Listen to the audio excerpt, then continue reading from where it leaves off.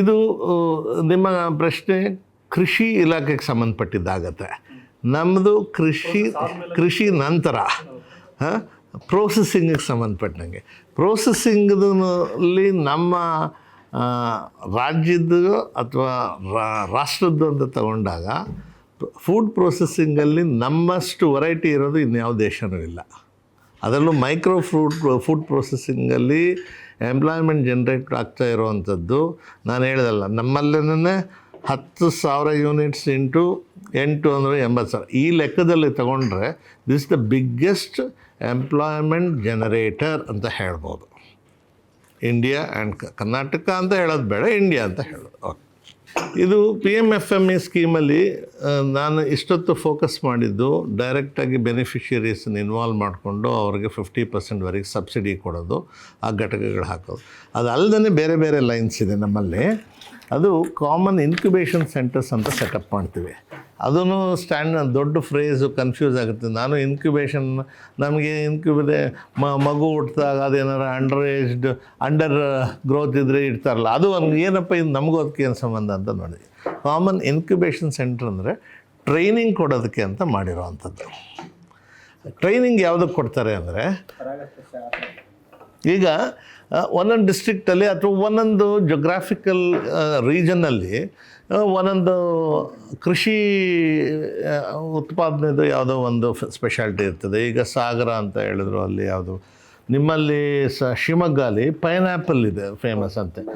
ನಮ್ಮಲ್ಲಿ ನಾನು ಓದ್ಬಿಟ್ಟು ಆಮೇಲೆ ಶಿವಮೊಗ್ಗ ಬಗ್ಗೆ ತಿಳ್ಕೊಂಡೆ. ಅಲ್ಲಿ ಒಂದು 2 ಕೋಟಿ ರೂಪಾಯಿದು ಇನ್ವೆಸ್ಟ್ ಮಾಡಿ ನಮ್ಮ ಅದು ಎಂಟೈರ್ ಫಂಡ್ಸು MOFPI ಅವ್ರು ಕೊಟ್ಟಿದ್ದಾರೆ. ನಾವು ಅದನ್ನು ಓವರ್ಸೀಯಿಂಗ್ ಆ್ಯಂಡ್ ಡಿಸ್ಪರ್ಸಿಂಗ್ ಅಥಾರಿಟಿ PMFME ಅಲ್ಲೇ ಬರುತ್ತೆ. ಅದು ಕ್ಯಾಪೆಕ್ಕಿನಲ್ಲೇ ಮಾಡ್ತೀವಿ. ಅದರದ್ದು ಒಂದು ಘಟಕ ಹಾಕಿದ್ದೀವಿ. ಹಾಗೆ ಚಾಮರಾಜನಗರದಲ್ಲಿ ಅರಿಶಿಣದ್ದು ಹಾಕಿದ್ದೀವಿ. ಇನ್ನು ಹುಬ್ಳಿಯಲ್ಲಿ ಚಿಲೀಸ್ದು ಹಾಕಿದ್ದೀವಿ. ಹಾಗೆ 14 KVKಸು ಮತ್ತು ಬೇರೆ ಒಂದು ಸಂಸ್ಥೆಗಳಲ್ಲಿ, ಇಂಟರ್ನ್ಯಾಷನಲ್ ಸಂಸ್ಥೆಗಳಲ್ಲಿ CFTRI ಇಲ್ಲಿ ಬಾಳೆಹಣ್ಣದು ಹಾಕಿದ್ದೀವಿ. CFTRIಯಲ್ಲೇ ಕಾಫಿದು ಹಾಕಿದ್ದೀವಿ. ಹೀಗೆ 14 ಪ್ರಾಡಕ್ಟ್ಸ್ಗೆ ಚಿಂತಾಮಣಿ ಹತ್ರನೂ ಒಂದು ಹಾಕಿದ್ದೀವಿ, ಮಾಗಡಿಯಲ್ಲಿ ಹಾಕಿದ್ದೀವಿ. ಹೌದು, ಕೋಕೋನಟ್.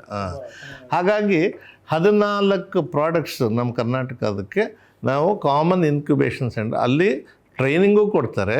ಎಲ್ಲ ಎಸ್ಟಾಬ್ಲಿಷ್ಮೆಂಟ್ ಹಾಕಿದ್ದಾರೆ ಪ್ರೋಸೆಸ್ಸಿಂಗಿಗೆ. ಎಲ್ಲಿ ರೈತರು ತೊಗೊಂಡೋಗಿ ಅವರ ಪ್ರೊಡ್ಯೂಸನ್ನು ತೊಗೊಂಡೋಗಿ ಪ್ರೋಸೆಸ್ಸಿಂಗ್ ಮಾಡಿಸ್ಕೊಂಡು ಬರಬಹುದು. ಅದನ್ನು ಮಾರ್ಕೆಟಿಗೆ ಹಾಕ್ಬೋದು. ಅಥವಾ ಅಂಥದ್ದೇ ಒಂದು ಯೂನಿಟ್ಟು ಅವ್ರ ಹತ್ರ ಬಂಡವಾಳ ಇದ್ದರೆ ಅಂಥದ್ದೇ ಒಂದು ಯೂನಿಟ್ ಹಾಕಿ ಮಾಸ್ ಪ್ರೊಡಕ್ಷನ್ಗೆ ಇಳಿಬೋದು, ದೊಡ್ಡ ಇಂಡಸ್ಟ್ರಿ ಸೆಟಪ್ ಮಾಡ್ಬೋದು. ಅದಕ್ಕೆ ಅದು ಒಂದು ವರ್ಟಿಕಲ್ ಆಯಿತು.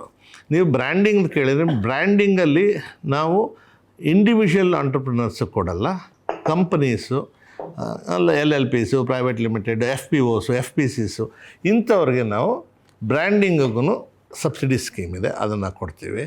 ಬ್ರ್ಯಾಂಡಿಂಗಲ್ಲಿ ಇತ್ತೀಚೆಗೆ ನಾನೇನು ನೋಡಿದಂಗೆ ಕರ್ನಾಟಕ ಆಯಿಲ್ ಸೀಡ್ಸ್ ಫೆಡರೇಷನ್ಗೂ ನಾವು ಕೊಟ್ಟಿದ್ದೀವಿ. ಆಮೇಲೆ ಭೀಮಾ ಪಲ್ಸಸ್ ಅಂತ ನಮ್ಮದೇ ಟೂರ್ ಬೋರ್ಡ್ ಇದೆ ನೋಡಿ, ಟೂರ್ದಲ್ಲ, ಅವ್ರಿಗೆ 2.5 ಕೋಟಿ ಮಾರ್ಕೆಟಿಂಗ್ ಕೊಟ್ಟಿದ್ವಿ. ಹೀಗೆ ತುಂಬ ವರ್ಟಿಕಲ್ಸ್ ಇದೆ, ಅದು ಕಂಪನೀಸ್ಗಾಗುತ್ತೆ. ಇನ್ನೊಂದು ಒಳ್ಳೆಯ ಒಂದು ಸ್ಕೀಮಲ್ಲಿ ಏನಾಗುತ್ತೆ ಅಂದರೆ FPOs ಅಥವಾ FPC.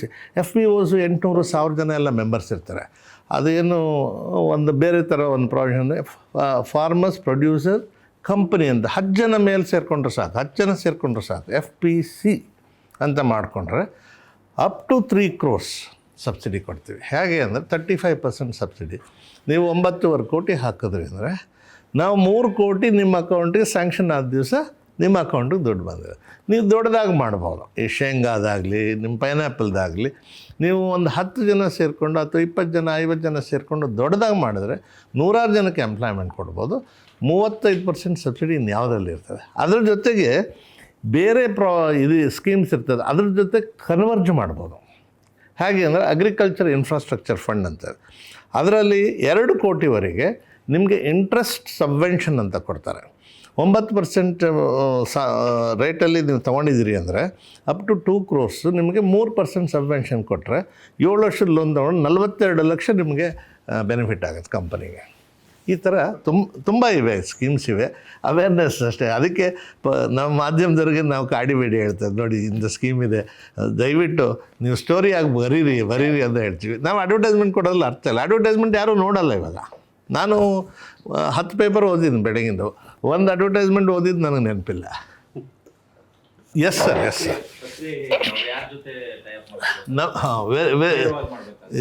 ಇದು ಇಷ್ಟು ಜನ ನೀವು ಒಬ್ಬೊಬ್ಬರು ಒಂದೊಂದು ಇಂಥ ಇಂಪಾರ್ಟೆಂಟ್ ಪ್ರಶ್ನೆ ಕೇಳ್ತಾರೆ, ನನಗೆ ಒಂಥರ ತುಂಬ I am so happy actually. ಅದು ನೋಡಿ, Karnataka agro processing and export corporation ನಮ್ಮ ಹೆಸರಲ್ಲೇ ಹೇಳುತ್ತೆ. ಎಕ್ಸ್ಪೋರ್ಟ್ ಪ್ರಮೋಷನ್ಗೂ ನಮ್ಮ ಕ್ಯಾಪೆಕ್ಸ್ ಸಂಸ್ಥೆನೇ. ನಮ್ಮಲ್ಲಿ ಎಕ್ಸ್ಪೋರ್ಟ್ ಪ್ರಮೋಷನ್ ಸೆಲ್ ಅಂತ ಇದೆ. ಆ ಎಕ್ಸ್ಪೋರ್ಟ್ ಪ್ರಮೋಷನ್ ಸೆಲ್ಲಲ್ಲಿ ನಮಗೆ ಆಫೀಸರ್ಸ್ ಇಲ್ಲ, ಕನ್ಸಲ್ಟೆಂಟ್ಸನ್ನ ನಾವು Indian institute of plantation management ಅವ್ರಿಗೆ ಅಸೈನ್ ಮಾಡಿದ್ವಿ. ಅವರು ಇಂಟರ್ವ್ಯೂ ಮಾಡಿ ನಮಗೆ 3 ಜನನ ಡೆಪ್ಯೂಟ್ ಮಾಡ್ತಾರೆ. ಸೊ ನನಗೆ ಇವ್ರು ಬೇಕು ಅವ್ರು ಬೇಕು ಅಂತ ನಾನು ಹಾಕ್ಕೊಳ್ಳಿಕ್ಕೆ ಬರೋಲ್ಲ. ಅವರನ್ನು ಬರೀ ಕಾಂಟ್ರಾಕ್ಟಲ್ಲಿ ಕಳಿಸ್ತಾರೆ. We extract the work from them. They are the subject experts, domain experts. ಹಾಗಾಗಿ ಅವ್ರ ಕೆಲಸನ ಯಾರೇ ಒಂದು, ಈಗ ನೀವು ಎಕ್ಸ್ಪೋರ್ಟ್ ಯಾವುದೋ ಒಂದು ಬೆಳ್ಳುಳ್ಳಿ ಮಾಡಬೇಕು ಅಥವಾ ಈರುಳ್ಳಿ ಮಾಡಬೇಕು, ಎಕ್ಸ್ಪೋರ್ಟ್ ಮಾಡಬೇಕು, ನಮ್ಮ ಹತ್ರ ಬಂದರೆ ಅವರು ನಿಮ್ಮ ಜೊತೆ ಕೂತ್ಕೊಂಡು ಹ್ಯಾಂಡ್ ಹೋಲ್ಡಿಂಗ್ ಮಾಡಿ ಎಲ್ಲ ಲೆಕ್ಕದಲ್ಲೂ ನಿಮಗೆ ಸಹಾಯ ಮಾಡಬೇಕು ಅನ್ನೋದು ಅವ್ರ ಕರ್ತವ್ಯ ಆಗಿರುತ್ತೆ ಸರ್. ಏನಿಲ್ಲ, ನೀವು ಸುಮ್ಮನೆ ಬಂದು ಮಾತಾಡ್ಕೊಂಡು ಹೋಗ್ಬೋದು, ಸುಮ್ಮನೆ ಬಂದು ಮಾತಾಡ್ಕೊಂಡು. ಯಾಕೆಂದರೆ ಐಡಿಯಾಸ್ ಬೇಕಲ್ಲ, ಇನ್ಫಾರ್ಮೇಷನ್ ಡಿಸ್ಪರ್ಸ್ ಆಗಬೇಕಲ್ಲ. ಬಂದು ನಾಳೆ ಅದೇ ಐಡಿಯಲ್ಲೋ ಅದೇ ಇನ್ಫಾರ್ಮೇಷನ್ ನೀನು ದೊಡ್ಡದಮ್ಮ. We don't discourage anybody. Our business is to sit with them, listen to them, hand hold them till they drop out. Even if they drop out, I will be behind this consultant. Why has he dropped out? ಇದಕ್ಕೆ hand ಹೋಲ್ಡಿಂಗಲ್ಲಿ ನಾವು 81 FPOಸನ್ನು ನಾನು invite ಮಾಡಿ town ಹಾಲಲ್ಲಿ ಒಂದು 1400 ಜನ ಸೇರಿಸಿದ್ದು. ಅದರಲ್ಲಿ district wise 81 FPOಸನ್ನು ನಾವು hand holding ಮಾಡ್ತಾಯಿದ್ದೀವಿ.